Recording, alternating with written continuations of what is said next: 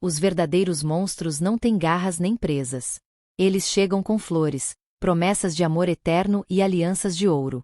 Constroem com você uma vida, fazem nascer seus filhos e então, quando estão bem instalados em seu coração, começam a devorar sua alma pedaço por pedaço. E o pior, ninguém ouve seus gritos, porque os vizinhos só veem a família perfeita que você finge ser. Me chamo Antônia das Dores Moreira, mas todos me conhecem como Dona Toninha. Tenho 85 anos de idade e mais de meio século carregando um segredo que corroeu minha alma como ferrugem em ferro velho. Nasci e cresci em Juiz de Fora, uma cidadezinha no interior de Minas Gerais, onde as manhãs são frias e as noites guardam os segredos de famílias tradicionais com mais zelo que as escrituras de suas propriedades. Muita gente por aqui me conhece apenas como a velhinha simpática que vende cocadas na feira de domingo, sempre de vestido florido e um lenço cobrindo os cabelos brancos. Poucos imaginam o que carrego dentro do peito desde meus 23 anos de idade. Contar isso mexe comigo profundamente. Por isso, quero pedir para vocês curtirem este vídeo e se inscreverem no canal. Isso me dá forças para continuar. Me faz sentir que minha história pode ajudar outras pessoas. E me conta nos comentários de onde você está assistindo. Quero muito saber quem está do outro lado me ouvindo. Sinto que já passou da hora de contar minha história. Não por mim. Esse peso já aprendi a carregar. Mas por todas as mulheres que, assim como eu, enfrentam o inferno dentro de casa e se calam por medo, vergonha ou para proteger os filhos. Talvez, ao ouvir meu relato, alguém encontre a coragem que eu demorei tanto para ter. Minha vida começou simples, como a de qualquer menina do interior mineiro nos anos 40. Meu pai, seu Benedito, trabalhava na roça de mandioca, acordando quando o primeiro galo cantava e só voltando quando as estrelas já pontilhavam o céu. Minha mãe, Dona Otília, cuidava da casa, dos 5 filhos e ainda fazia renda de biuro para vender na feira. Eu era a do meio, com 2 irmãos mais velhos e 2 irmãs mais novas. Nossa casa era pequena, de taipa, com chão de terra batida e telhado que deixava entrar faixas de sol pelas frestas durante o dia. Não tínhamos muito, mas nunca faltou o que comer, nem o respeito uns pelos outros. Meu pai, mesmo cansado da lida, sempre tinha um sorriso para nós e nunca levantou a mão para minha mãe, coisa rara naqueles tempos em que marido era quase dono da mulher. Menina, estude para não depender de homem nenhum. Minha mãe sempre dizia isso enquanto me ensinava os pontos da renda. E eu estudei. Fui a única dos 5 filhos que completou o primário na escolinha da comunidade. A professora, Dona Alzira, viu algo em mim e convenceu meus pais a me deixarem continuar os estudos.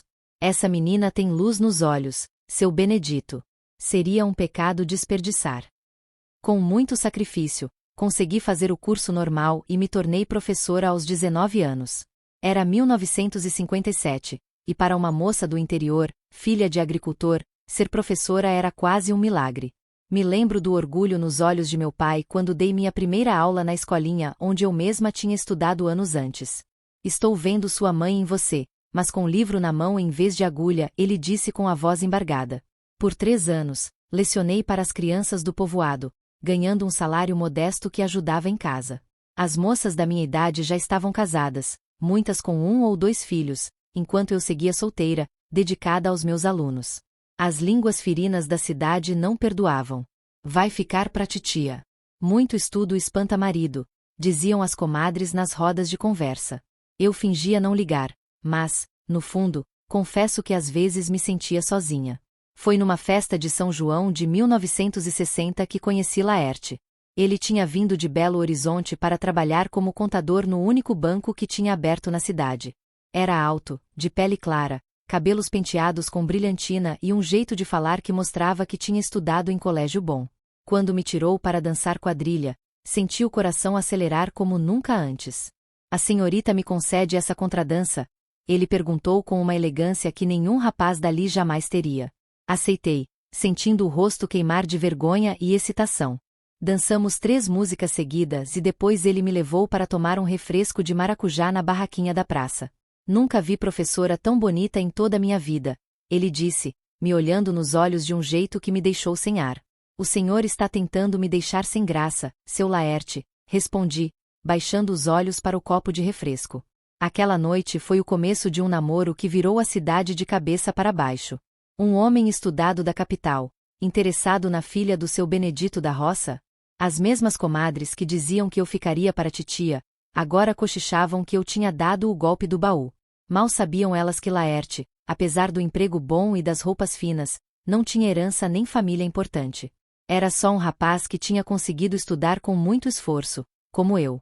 O namoro seguiu por 6 meses, sempre com meu pai ou algum irmão nos acompanhando nas caminhadas pela praça ou nas idas ao cinema que tinha aberto na cidade vizinha. Laerte era respeitador, nunca tentou passar dos limites. Trazia presentinhos simples, uma fita de cabelo, um chocolate, uma vez até um livrinho de poesias que lemos juntos no alpendre de casa.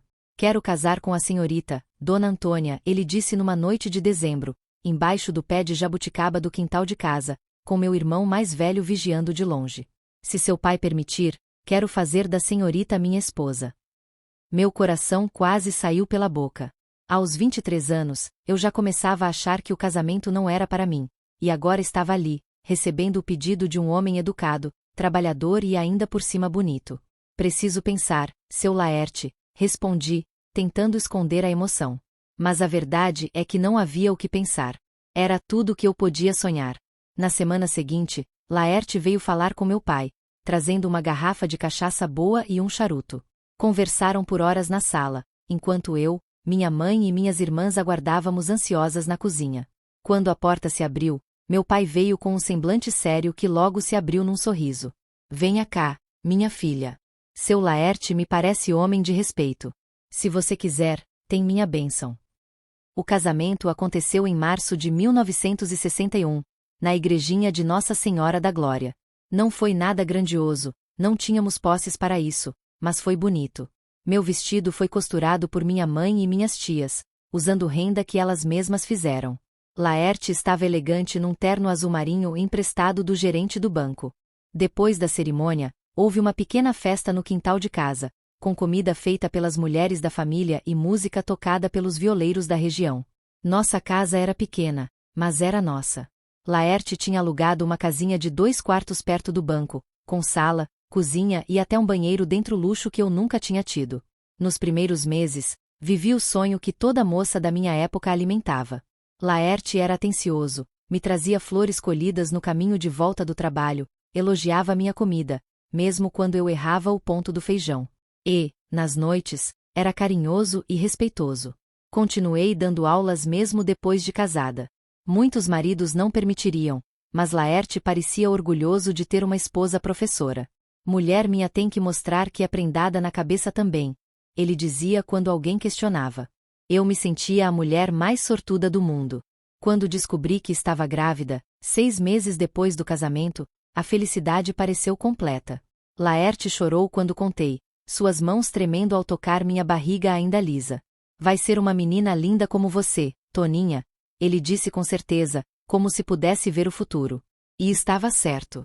Lorena nasceu numa madrugada quente de janeiro de 1962, após um parto difícil que durou quase 20 horas. Quando o doutor a colocou em meus braços, toda vermelha e chorando forte, senti que nunca tinha amado tanto alguém em toda a minha vida. E, ao olhar para Laerte, vi no rosto dele o mesmo amor transbordando. Ela tem seus olhos, Toninha, ele disse, usando pela primeira vez o apelido que depois todo mundo adotaria. Naquele momento, pensei que tinha alcançado a felicidade perfeita. Um marido amoroso, uma filha saudável, uma profissão que eu amava. O que mais uma mulher poderia querer? Mal sabia eu que aquele era apenas o começo da história. E que o homem que eu via como meu porto seguro guardava dentro de si uma tempestade que destruiria tudo o que tínhamos construído. Como minha mãe sempre dizia, o diabo veste terno e gravata, e sorri na sua cara antes de mostrar as garras. Mas isso é uma parte dolorosa demais para contar agora. Vou precisar de um tempo para reunir forças e continuar essa história no nosso próximo encontro. Enquanto isso, gostaria que vocês refletissem. Quantas vezes julgamos um livro pela capa? Quantas vezes o monstro que nos destrói é aquele que juramos amar até que a morte nos separe? Se essa história está tocando o seu coração, por favor, deixe seu like, se inscreva no canal e compartilhe com quem você acha que precisa ouvir. Às vezes, ouvir a dor do outro é o primeiro passo para curar a nossa própria. As primeiras semanas após o nascimento de Lorena foram de pura alegria, mesmo com o cansaço das noites mal dormidas e as inseguranças de mãe de primeira viagem. Laerte se mostrava um pai dedicado. Voltava mais cedo do banco para me ajudar, trocava fraldas sem fazer cara feia e cantava para nossa filha dormir com uma voz que nem eu conhecia que ele tinha. Nossas noites, antes preenchidas com conversas sobre o futuro, agora eram dedicadas àquela pessoinha que chegará para completar nossa família. Ela tem teu nariz, Toninha, dizia ele, orgulhoso, debruçado sobre o berço que meu irmão, carpinteiro, tinha feito para a sobrinha. E lá estava eu, achando que tinha construído o paraíso na terra com uma família que parecia ter saído direto das histórias de amor que eu contava para minhas alunas. Quando Lorena completou 3 meses, voltei a lecionar. Foi difícil deixá-la, mesmo sabendo que estaria aos cuidados de minha cunhada, que morava 2 ruas abaixo da nossa. Mas sentir o giz entre os dedos novamente, ver os rostinhos ansiosos das crianças, isso também fazia parte de quem eu era. Laerte apoiou minha decisão, embora, vez ou outra, deixasse escapar. Quando tivermos mais filhos, talvez seja melhor você ficar em casa, né? Eu concordava sem muito pensar.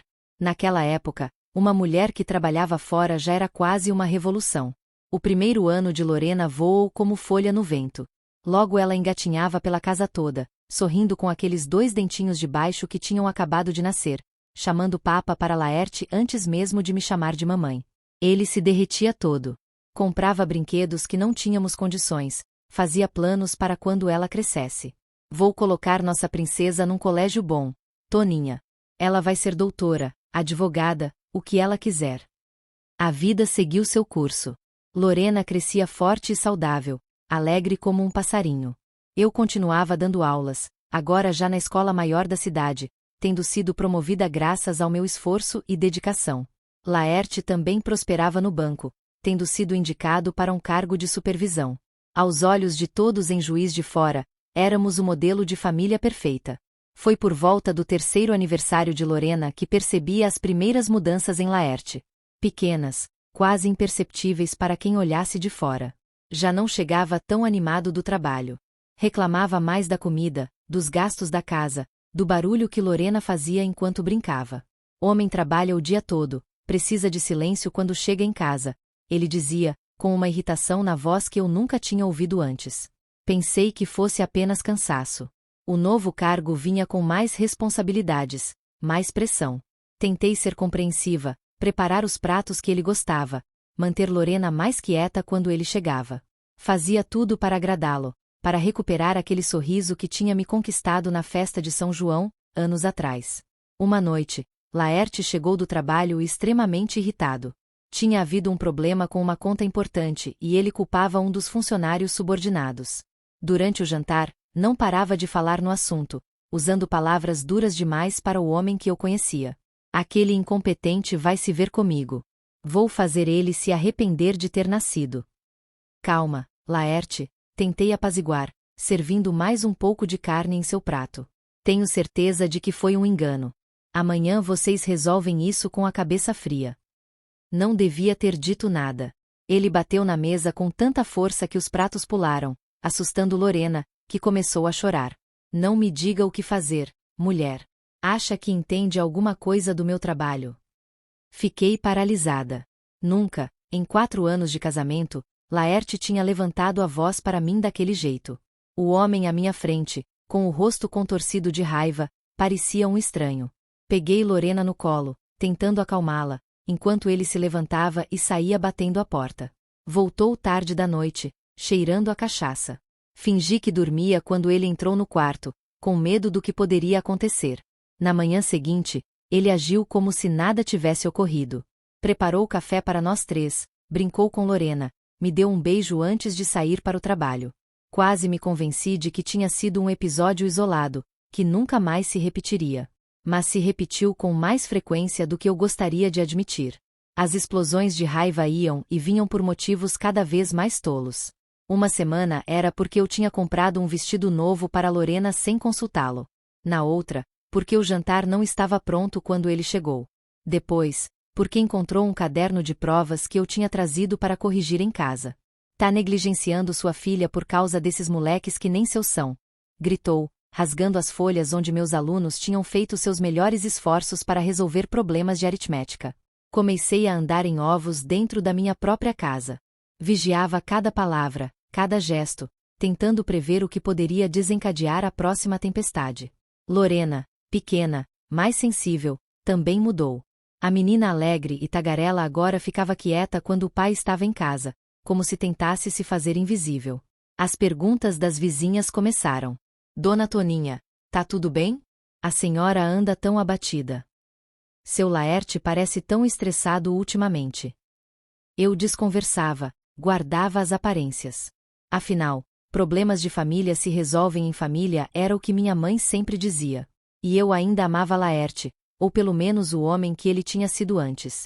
Em 1966, quando Lorena tinha 5 anos, ele foi promovido novamente, agora para gerente da agência.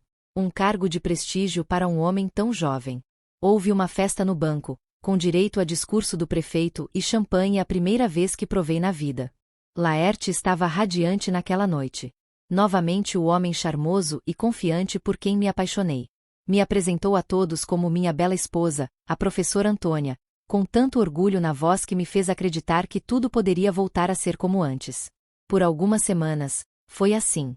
Ele voltou a trazer pequenos presentes, a elogiar minha comida, a brincar com Lorena quando chegava do trabalho. Comecei a baixar minha guarda, a me permitir sorrir novamente, sem receio de provocar sua ira. Foi nessa época que engravidei pela segunda vez. Quando contei a Laerte sobre o bebê, ele me abraçou forte, me rodou pela sala, igual fez quando soube de Lorena. Vamos ter um menino dessa vez, Toninha. Ele anunciou como se pudesse determinar isso. Um filho para seguir meus passos no banco. Aqueles meses de gravidez foram tranquilos. Laerte parecia ter domado seus demônios interiores, fosse lá o que tivesse causado as explosões de antes. Na escola, reduzi minhas horas para cuidar melhor da saúde, com a bênção da diretora, que era minha amiga e confidente. Lorena estava animada com a ideia de ser irmã mais velha, já separando alguns de seus brinquedos para o bebê que chegaria. Nosso filho nasceu em junho de 1967. Um menino forte, com a pele morena como a minha e os olhos claros do pai. Laerte escolheu o nome, Caio. Um nome imponente para um futuro homem de negócios, ele disse, segurando o filho com um cuidado quase reverente. A princípio, tudo correu bem. Laerte se desdobrava entre o trabalho e a casa. Nos finais de semana, levava Lorena para passear enquanto eu cuidava do bebê. Mas então, quando Caio tinha cerca de 4 meses, começou a adoecer com frequência. Nada grave, resfriados, pequenas febres, mas o suficiente para noites sem dormir, choros constantes e cansaço acumulado para todos nós.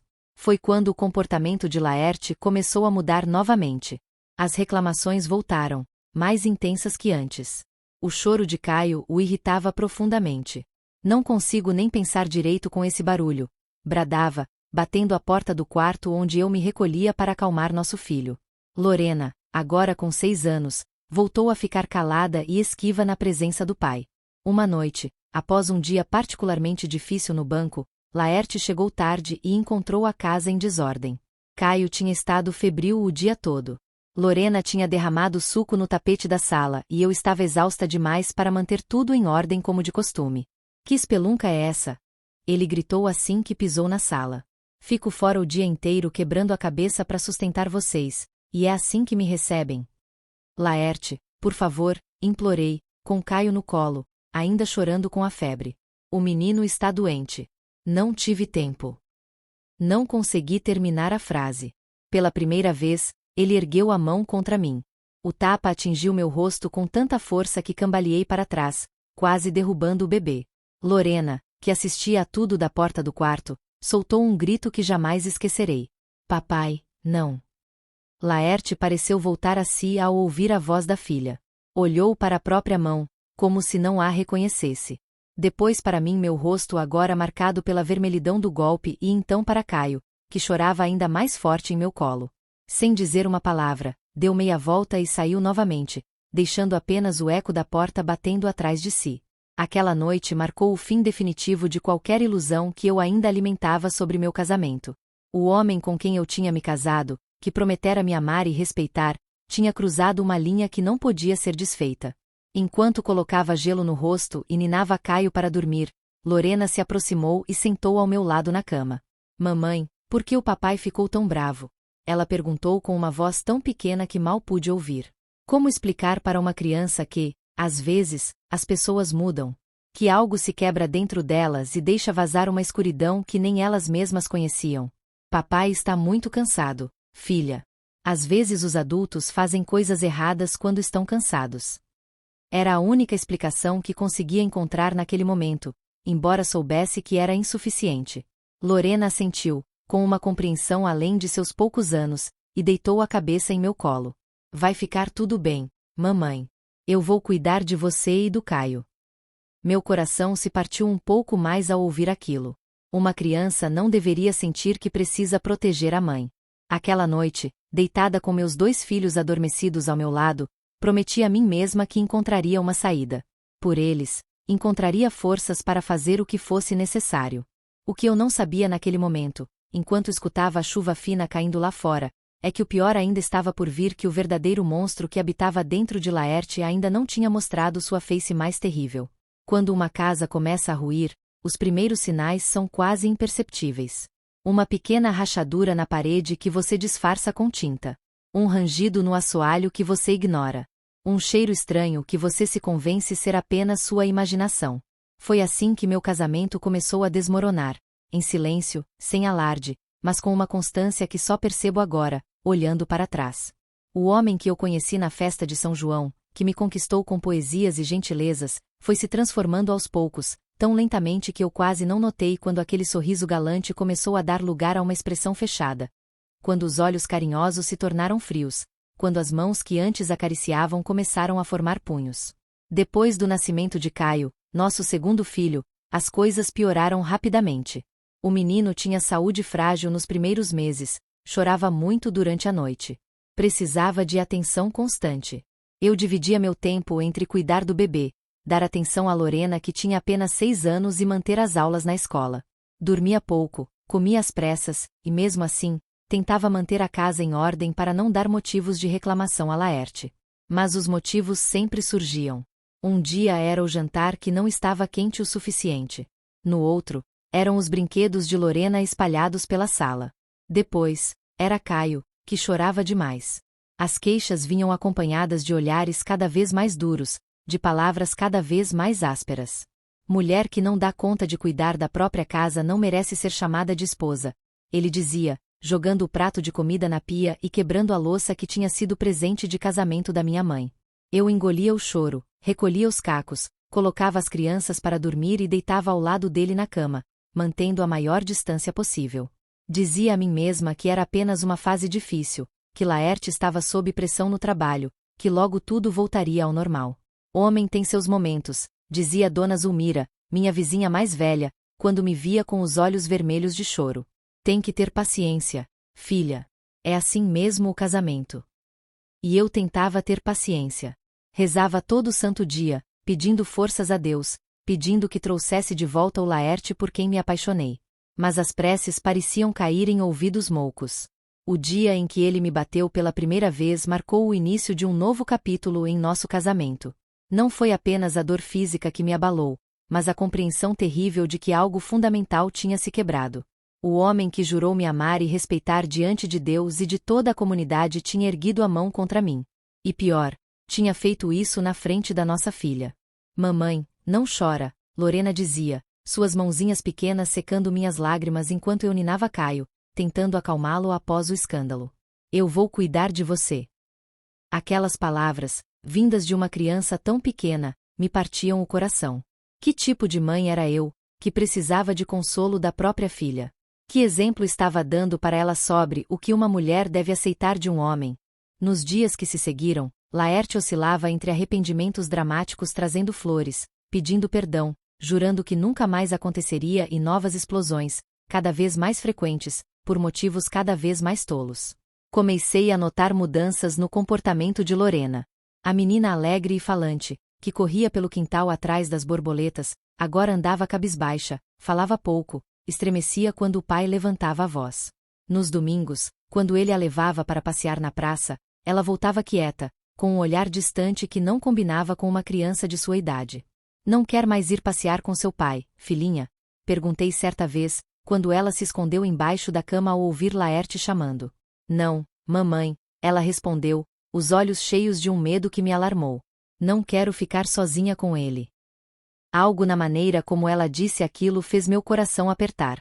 Quis perguntar mais, tentar entender o que estava por trás daquele medo, mas Laerte já estava na porta do quarto, impaciente.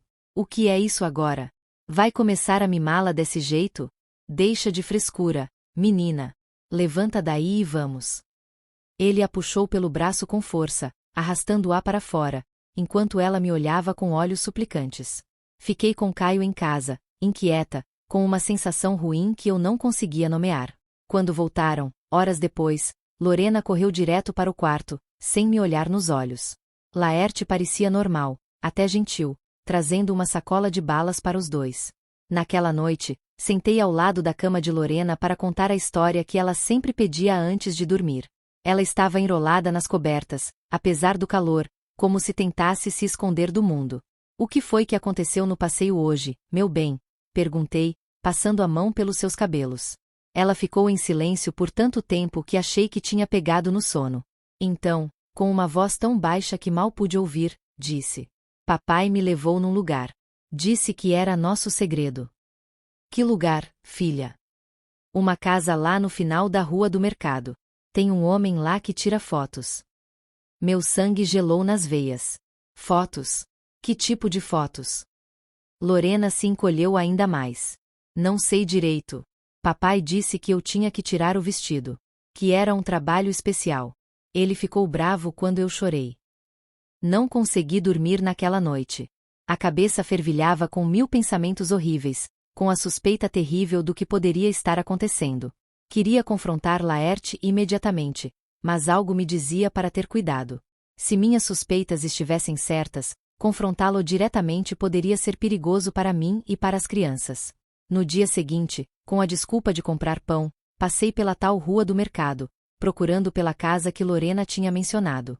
Encontrei um estúdio fotográfico improvisado, com uma placa discreta na frente. Sem coragem de entrar, fiquei observando de longe. Vi quando Laerte chegou, cumprimentou o homem na porta como um velho conhecido e entrou. Voltei para casa tremendo, com uma certeza amarga se formando em meu peito. Não sabia exatamente o que estava acontecendo, mas sabia que era algo errado. Algo que estava machucando minha filha. Nos dias que se seguiram, fiquei mais atenta, observando cada interação entre Laerte e Lorena. Comecei a notar coisas que tinha ignorado antes. A maneira como ele insistia em dar banho nela, mesmo ela já tendo idade para se banhar sozinha. Como a chamava para o colo com frequência, mesmo quando ela claramente não queria ir. O jeito como a olhava quando achava que ninguém estava vendo. Uma noite, entrei silenciosamente no quarto de Lorena e a encontrei chorando baixinho no travesseiro. O que foi, meu anjo? Perguntei, sentando-me ao seu lado. Mamãe. Ela soluçou, eu não quero mais que o papai entre no meu quarto de noite. Ele faz coisas que me machucam. Aquelas palavras foram como um punhal em meu coração.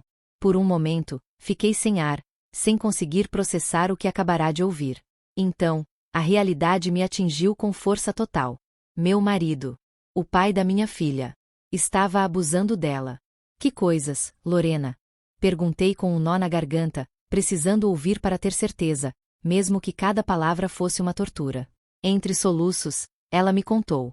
Detalhes que nenhuma criança deveria conhecer, coisas que nenhuma criança deveria experimentar. Contou sobre as noites em que ele entrava em seu quarto quando pensava que eu estava dormindo. Sobre as ameaças que fazia para que ela não contasse a ninguém. Sobre a dor e a confusão que sentia.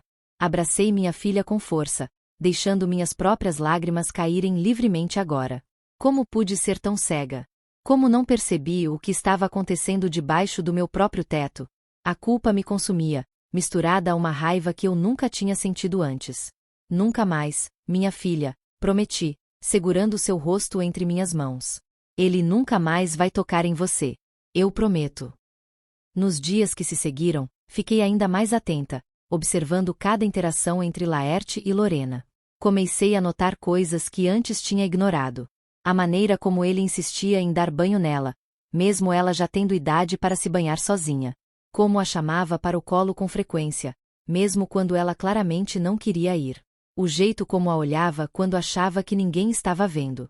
Uma noite, Entrei silenciosamente no quarto de Lorena e a encontrei chorando baixinho no travesseiro. O que foi, meu anjo? Perguntei, sentando-me ao seu lado. Mamãe. Ela soluçou. Eu não quero mais que o papai entre no meu quarto de noite. Ele faz coisas que me machucam. Aquelas palavras foram como um punhal no meu coração. Por um momento, fiquei sem ar, sem conseguir processar o que acabará de ouvir. Então, a realidade me atingiu com força total. Meu marido, o pai da minha filha, estava abusando dela. Que coisas, Lorena? Perguntei com um nó na garganta, precisando ouvir para ter certeza, mesmo que cada palavra fosse uma tortura. Entre soluços, ela me contou detalhes que nenhuma criança deveria conhecer. Coisas que nenhuma criança deveria experimentar. Contou sobre as noites em que ele entrava em seu quarto quando pensava que eu estava dormindo, sobre as ameaças que fazia para que ela não contasse a ninguém, sobre a dor e a confusão que sentia. Abracei minha filha com força, deixando minhas próprias lágrimas caírem livremente agora.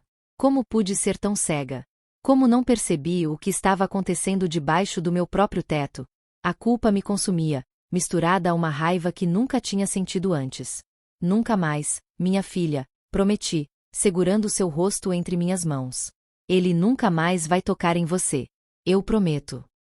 Naquela mesma noite, enquanto Laerte dormia, arrumei uma pequena mala com algumas roupas nossas e os poucos documentos importantes que tínhamos.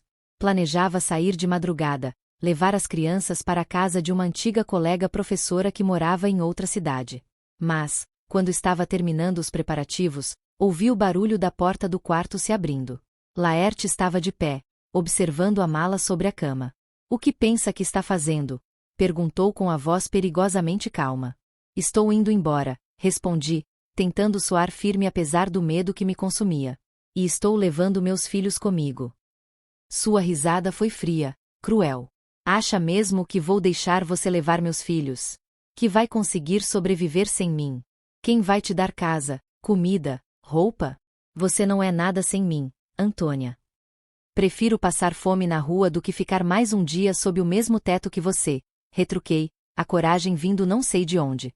Sei o que você anda fazendo com a Lorena. Sei do estúdio, das fotos. Sei do que faz quando acha que não estou vendo. Você é um monstro, Laerte. Foi como acender um pavio. Seu rosto se contorceu numa máscara de ódio, e antes que eu pudesse me defender, senti o impacto de seu punho contra meu rosto.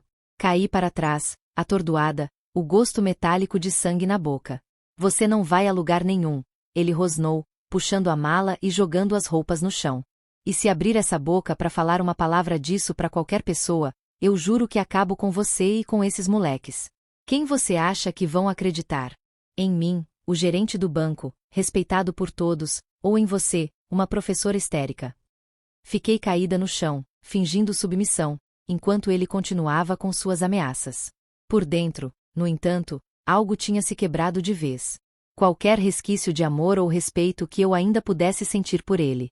No lugar disso, nascia uma determinação feroz: proteger meus filhos a qualquer custo. Naquela noite, deitada ao lado do homem que agora eu reconhecia como meu inimigo, fiz um juramento silencioso. Eu encontraria uma maneira de sair daquela casa, de salvar meus filhos daquele homem, nem que fosse a última coisa que eu fizesse na vida. O que eu não sabia era que a oportunidade viria mais cedo do que imaginava numa noite de abril que mudaria nossas vidas para sempre. Certas noites ficam marcadas na alma como cicatrizes. Aquela de 7 de abril de 1969 é uma que nem o tempo conseguiu apagar da minha memória. Guardo cada detalhe, cada som, cada cheiro, como se tivesse acontecido ontem não há mais de 50 anos. Era uma quarta-feira. Lembro porque era dia de novena na igreja, e eu tinha voltado mais tarde. Laerte não gostava dessas minhas idas à igreja. Dizia que era perda de tempo rezar quando tinha casa para cuidar. Mas eu insistia. Aquela hora na casa de Deus era o único momento da semana em que me sentia em paz longe do medo que tinha se tornado meu companheiro constante.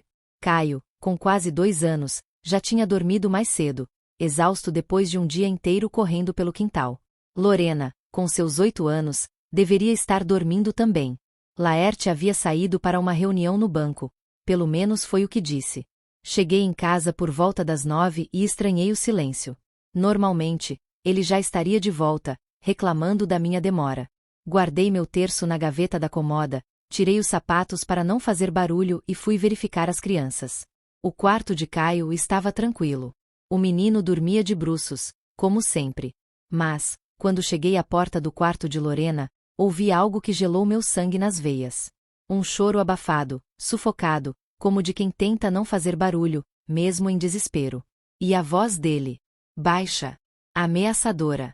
Se você contar para sua mãe, ela não vai acreditar. E se acreditar, vai culpar você. Empurrei a porta num impulso. A cena que encontrei foi pior do que qualquer pesadelo que eu pudesse ter imaginado. Lorena estava encolhida contra a parede, o rosto molhado de lágrimas, os olhos arregalados de pavor. E Laerte. Meu Deus! Como posso dizer isso? O homem que eu havia escolhido para ser pai dos meus filhos estava sobre ela, com as calças abertas. Ao me ver, seu rosto transformou-se numa máscara de fúria. O que você tá fazendo aqui? Devia estar na igreja. Não respondi. Algo primitivo tomou conta de mim. Uma força que eu não sabia que tinha explodiu de dentro do meu peito. Corri até ele e o puxei pelos cabelos com uma violência que não reconhecia em mim. Ele cambaleou para trás, surpreso com minha reação. Aproveitei para pegar Lorena nos braços e correr para fora do quarto. Sua louca! Volta aqui! Ele gritava, enquanto fechava as calças e vinha atrás de nós. Corre, minha filha! Pega seu irmão e vai para a casa da vizinha, Dona Zulmira.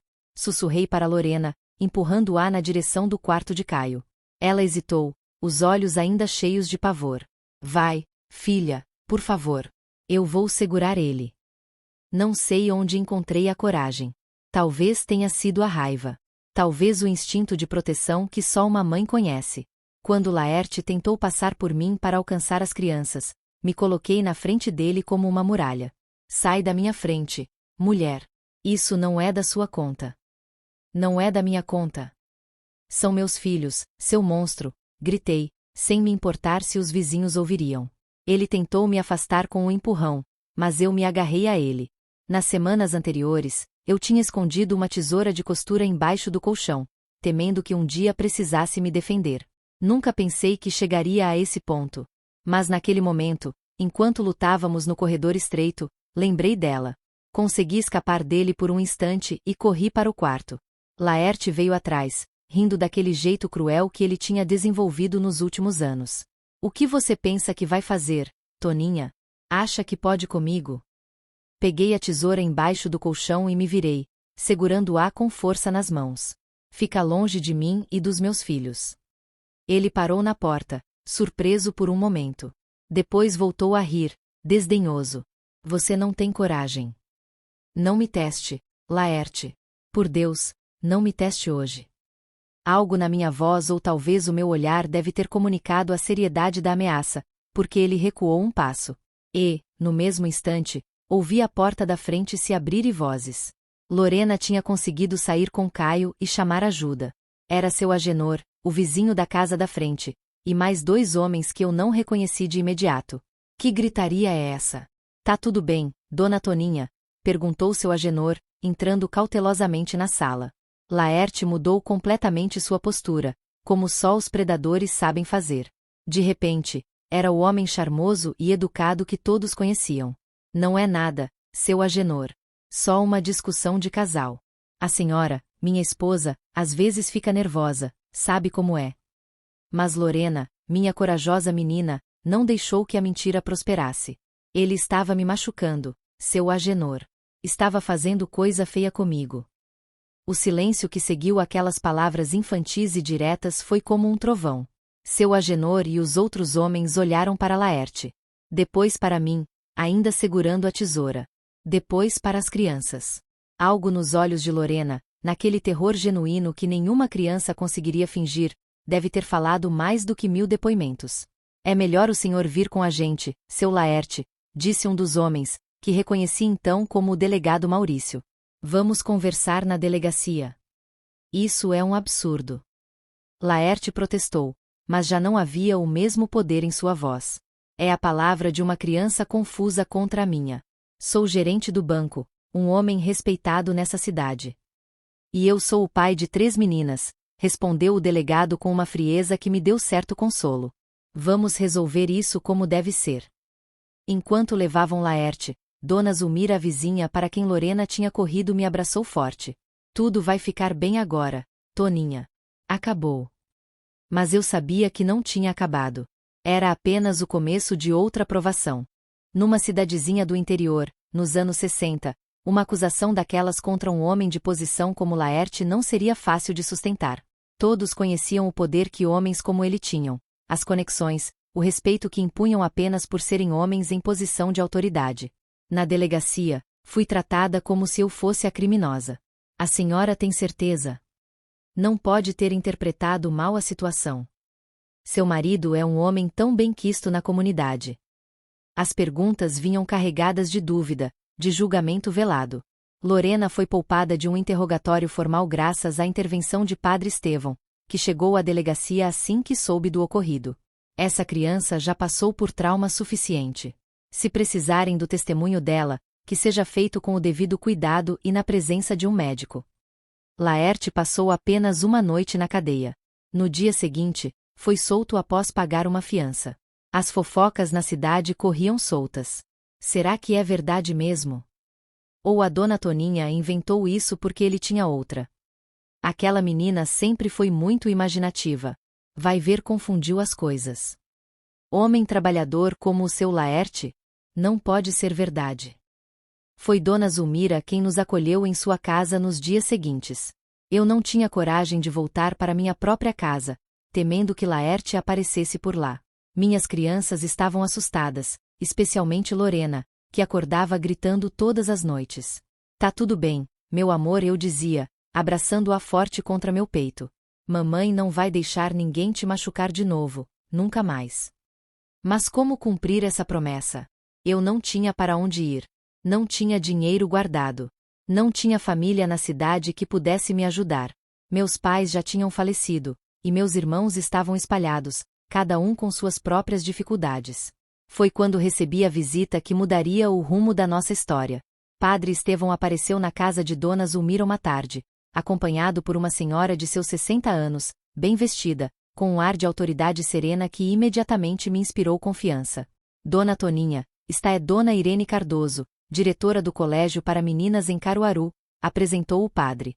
Ela soube da sua situação e veio oferecer ajuda. Dona Irene me estendeu a mão. Quando a peguei, senti uma firmeza reconfortante. Minha cara, o Padre Estevão me contou sobre seu caso.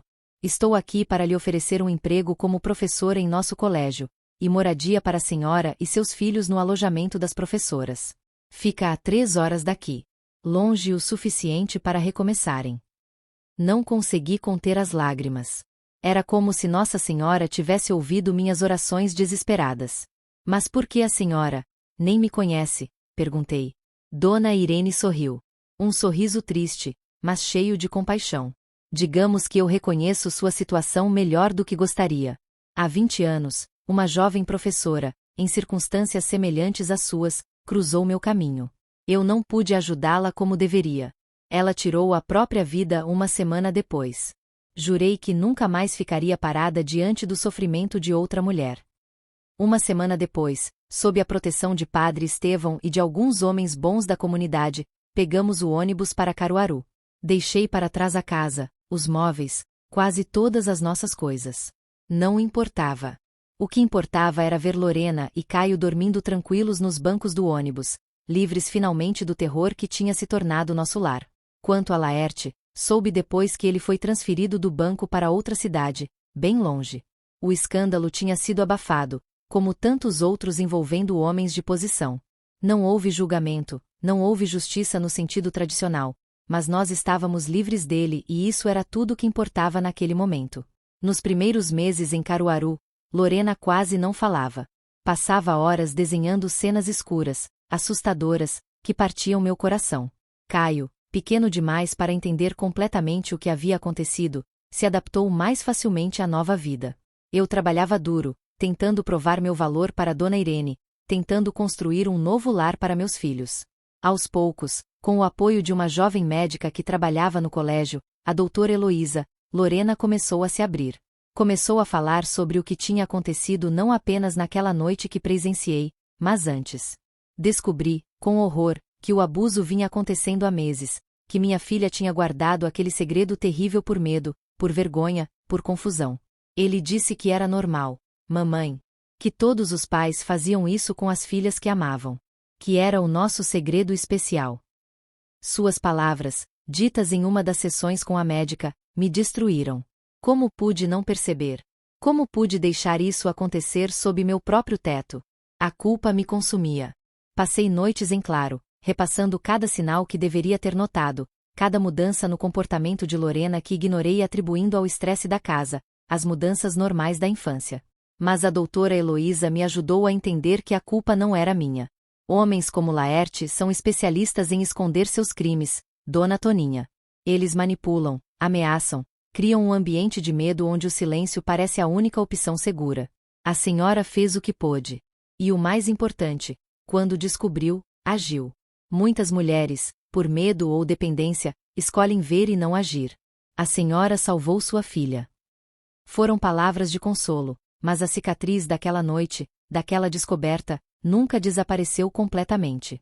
Carrego-a comigo até hoje, mais de 5 décadas depois. Não como uma ferida aberta, não mais.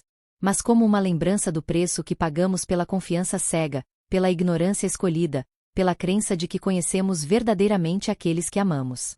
Enquanto escrevo estas linhas, penso em quantas mulheres estão neste exato momento vivendo situações semelhantes. Quantas crianças estão sofrendo em silêncio, acreditando que o que acontece com elas é normal, ou pior, que, de alguma forma, é culpa delas. É por essas mulheres. É por essas crianças. É por essas mães e filhas que decidi finalmente contar minha história. Porque, às vezes, tudo o que precisamos para encontrar a coragem de mudar nossas vidas é saber que não estamos sozinhas. Que outras já passaram pelo mesmo vale escuro, e conseguiram sair do outro lado. Não ilesas. Não sem cicatrizes. Mas vivas.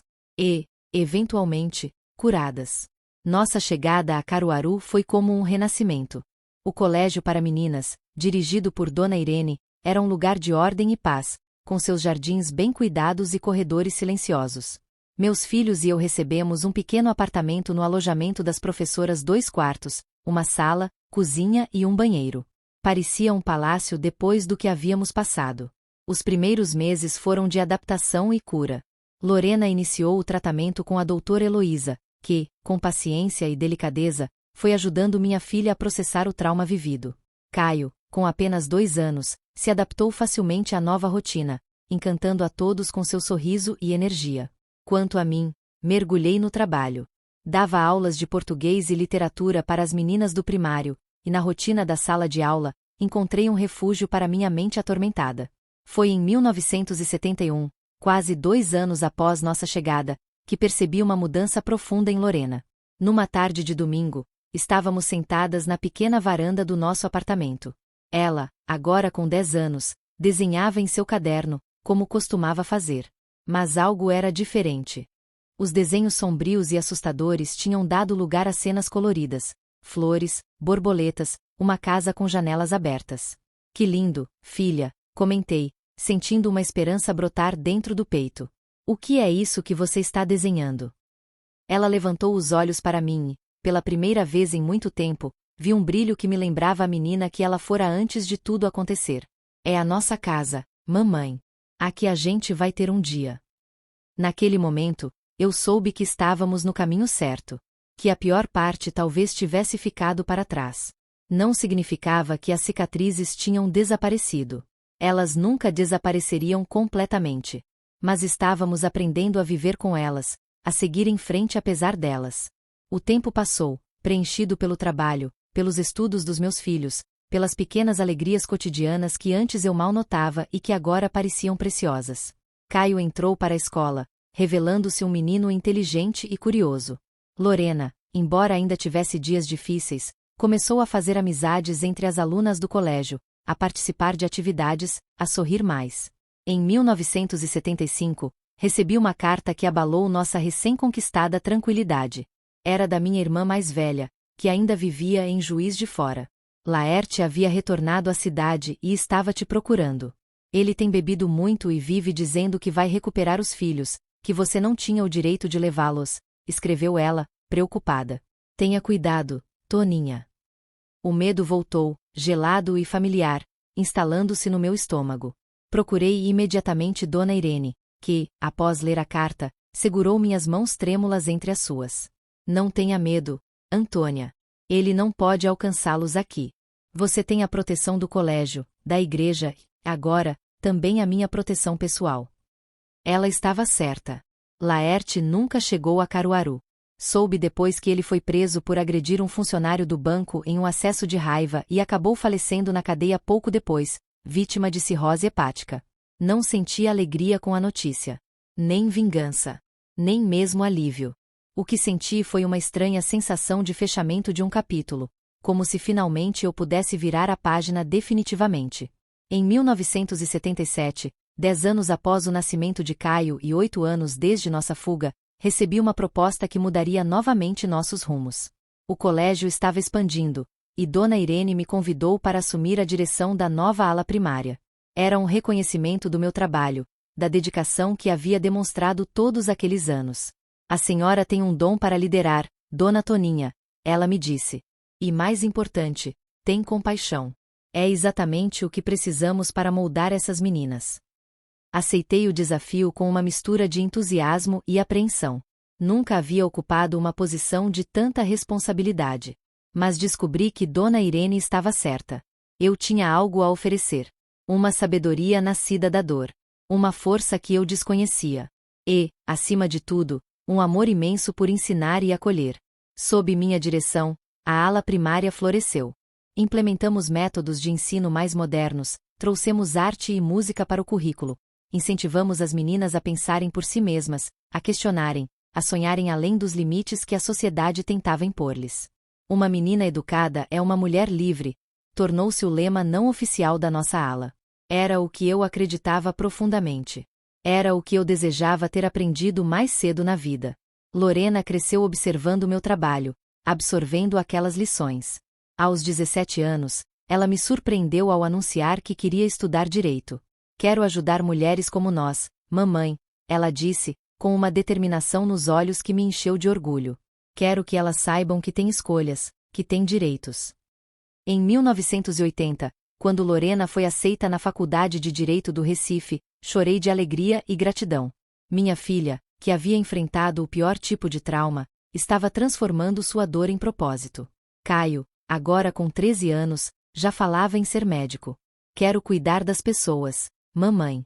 Como a doutora Heloísa cuidou da gente, ele dizia, com aquele sorriso gentil que lembrava o menino que encantava todos no colégio. Os anos 80 trouxeram mudanças para o Brasil e para nossa família. O país começava a respirar os primeiros ares da redemocratização. As mulheres começavam a ocupar espaços antes negados.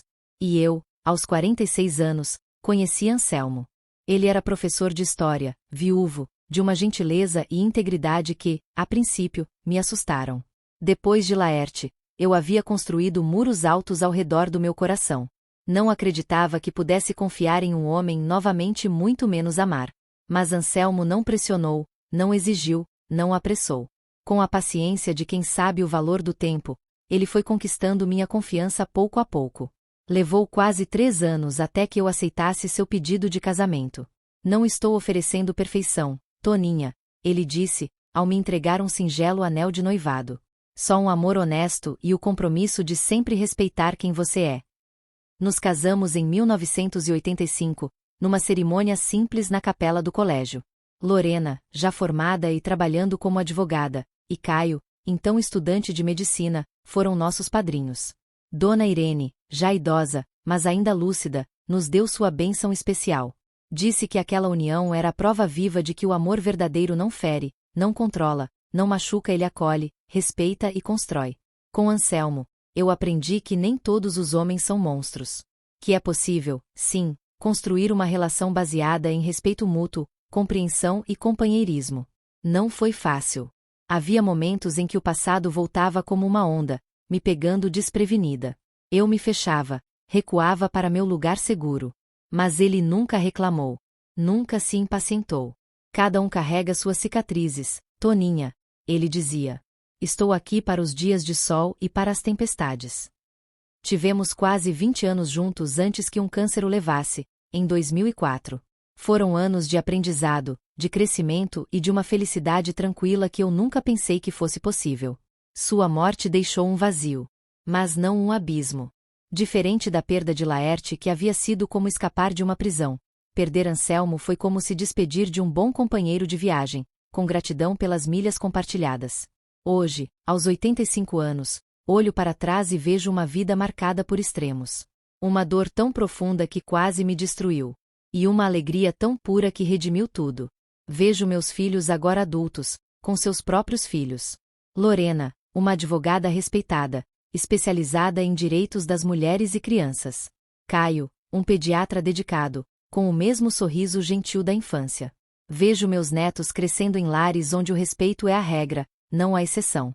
Onde sabem que são amados incondicionalmente. Que são seguros. Que têm voz. Essa talvez seja a minha maior vitória. Ter quebrado o ciclo de violência. Ter criado uma nova história para nossa família. Se há uma lição que aprendi nesses 85 anos, é que o sofrimento não precisa ser o ponto final. Mesmo das cinzas mais escuras pode nascer algo belo e forte. Nossa história não é definida pelos outros, por mais poderosos que pareçam, mas pelas escolhas que fazemos diante da adversidade. Para você que está assistindo e talvez esteja passando pelo seu próprio vale de sombras, eu quero dizer: você não está sozinha. Há uma saída. Há um amanhã. A cura pode parecer impossível agora, quando a dor é tão presente, tão aguda. Mas acredite em mim quando digo: é possível reconstruir. É possível curar. É possível encontrar alegria novamente. Se essa história tocou seu coração, por favor, deixe seu like. Inscreva-se no canal. Compartilhe com quem você acha que precisa ouvir estas palavras. Que Deus abençoe você e sua família hoje e sempre. Antônia das Dores Moreira.